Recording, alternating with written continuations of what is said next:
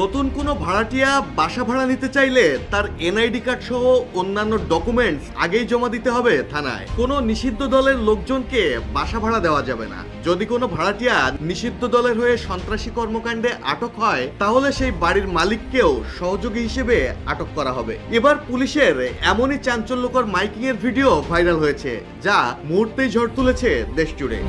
যদি কোনো ভাড়াটিয়া নিষিদ্ধ ঘোষিত দলের হয়ে সন্ত্রাসী কর্মকাণ্ডে আটক হয়, সেই বাড়ির মালিককে সন্ত্রাসী কর্মকাণ্ডে সহযোগী হিসাবে তাহাকে আটক করা হবে।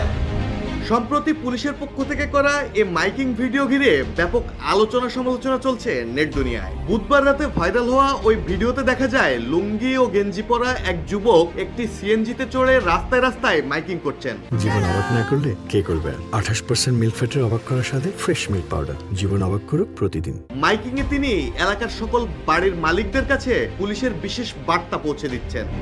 নির্দেশক্রমে সিএমপি কর্ণফুলী থানা।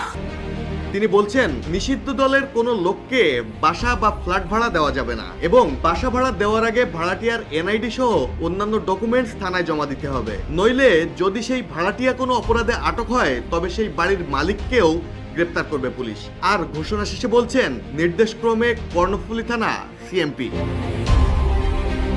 অনেকেই বলছেন এটি ক্ষমতাচ্যুত ও বর্তমানে রাজনৈতিক কার্যক্রম নিষিদ্ধ আওয়ামী লীগের দিকেই ইঙ্গিত করা হয়েছে। কারণ জঙ্গি সংগঠন ব্যতীত অন্তর্বর্তী সরকারের নিষিদ্ধ রাজনৈতিক দলের তালিকায় সবচেয়ে আলোচিত নামেই আওয়ামী লীগ। আর ভাইরাল ভিডিওর মাইকিং এও কোনো নিষিদ্ধ সংগঠন বলতে শোনা যায়নি, সেখানে বলা হয়েছে নিষিদ্ধ দল।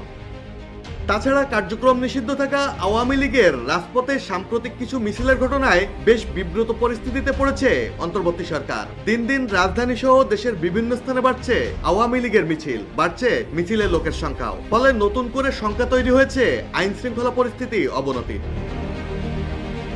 আর এতেই দুশ্চিন্তার ভাঁজ পড়েছে অন্তর্বর্তী সরকার সহ অনেক রাজনৈতিক দলের শীর্ষ নেতাদের কপালে। যদিও এরই মধ্যে আওয়ামী লীগের এসব কর্মকাণ্ড প্রতিহতে আইন শৃঙ্খলা বাহিনীকে নির্দেশ দিয়েছে অন্তর্বর্তী সরকার, তবুও রাজপথে থামেনি তাদের ঝটিকা মিছিল। বৃহস্পতিবার সকালেও রাজধানীর হাজিরাবাগে ঝটিকা মিছিল করেছে ঢাকা মহানগর দক্ষিণ আওয়ামী লীগ। পরে সেখান থেকে 11 জনকে গ্রেপ্তার করে পুলিশ।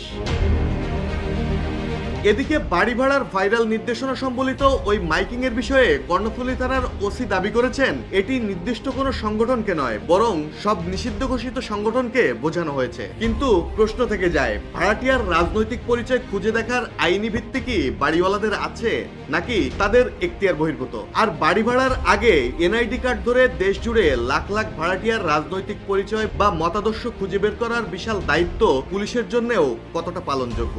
এবং এ নিয়ে বাড়ি ভাড়া নিয়ন্ত্রণ আইনি বা কি বলছে? বাড়িওয়ালা এবং ভাড়াটিয়া উভয়ের অধিকার ও কর্তব্য নির্ধারণ এবং তাদের মধ্যকার সম্পর্ক নিয়ন্ত্রণের জন্যই 1991 সালে তৈরি আইনে ভাড়াটিয়ার রাজনৈতিক পরিচয় খোঁজা কিংবা রাজনৈতিক মতাদর্শের কারণে ভাড়াটিয়াকে উচ্ছেদের কোনো সুযোগই নেই বাড়িওয়ালার। এমনকি ভাড়াটিয়ার এনআইডি বা অন্যান্য ডকুমেন্টস নিয়ে আইন শৃঙ্খলা বাহিনীকে দেয়ারও কোনো সুযোগ নেই। তবে আইনে একটি ফাঁক রয়েছে বাড়িওয়ালাদের জন্য, সেটি হলো বিরক্তিকর বা অবৈধ কার্যকলাপ। ভাড়াটিয়া বা তার লোকজন যদি প্রতিবেশীদের জন্য উপদ্রব সৃষ্টি করেন বা বাড়িতে কোনো অবৈধ কার্যকলাপ চালান তাহলে ভাড়াটিয়াকে সহজেই উচ্ছেদ করতে পারে বাড়িওয়ালা। কিন্তু এসবের চক্করে পড়ে বাড়িওয়ালাদেরও পোহাতে হতে পারে বাড়তি ভোগান্তি। ডেস্ক রিপোর্ট, জয় জয় দিন।